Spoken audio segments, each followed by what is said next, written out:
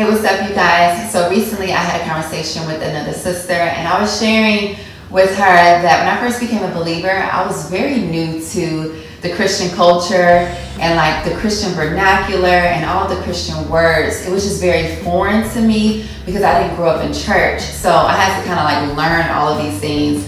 And one trend that I saw amongst a lot of Christian women was the trend of getting yourself a purity ring, right? It was like you become a Christian and then you get a purity ring.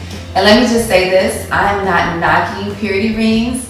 God's word is very clear about sexual sins and sexual immorality. Paul makes it clear in 1 Corinthians that sexual sins dishonor the Lord, they defile our body, and on top of that, they really do affect us more than any other sin.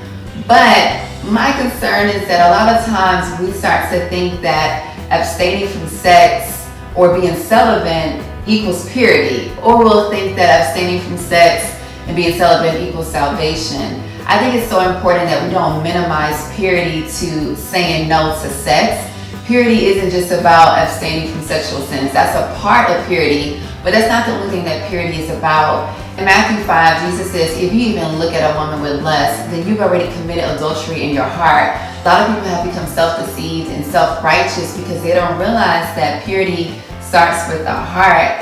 There have been times where I've heard people say like, man, I want to live for Jesus, but it's my sexual sins that's keeping me from Jesus. When it comes to salvation, it's not just one specific sin that's keeping us from Jesus. It's our entire sinful nature that needs to be changed. We see that in John 3 and Titus 3, just this whole idea of us being born again and our hearts being regenerated. And secondly, I think it's real easy for people to become self-righteous when we don't start at the heart. I think women struggle with this a lot, and I say women because society holds a woman's purity at a higher level than a man's purity. Now, God does not do that, but we see that happens all the time in society. And because that happens, a lot of times women, we tend to take pride in the fact that we are waiting to have sex into marriage. Now, don't get me wrong, again, ladies, that's a beautiful thing. Like, we should be like encouraged by the fact that we've made this commitment to wait because we want to honor the Lord. But with that, I think it's so easy for us to become self-righteous, and it's easy for us to look down on other women who have fell into sexual sins as believers. On top of that, I think it's so easy for us to overlook the other sins in our lives because we feel as though we've somehow overcome the main big sin, which is sexual sins. I need to realize that sexual intercourse isn't the only type of sexual sin. A lot of times we don't talk about the secret sins of masturbation and pornography. Those are sins that women struggle with too, not just men. Not to mention the lust that a lot of us struggle with, especially as single believers.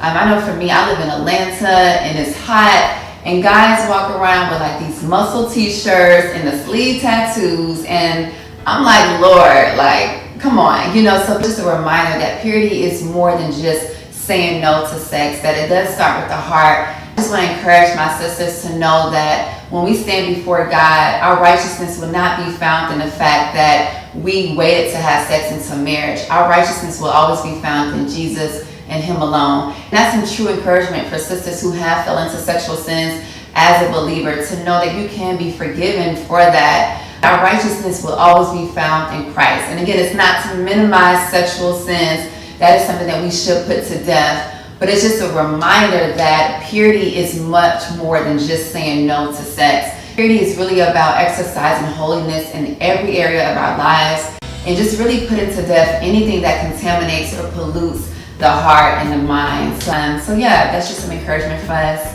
Let me know if you have any questions, and I'll see you guys. Peace out.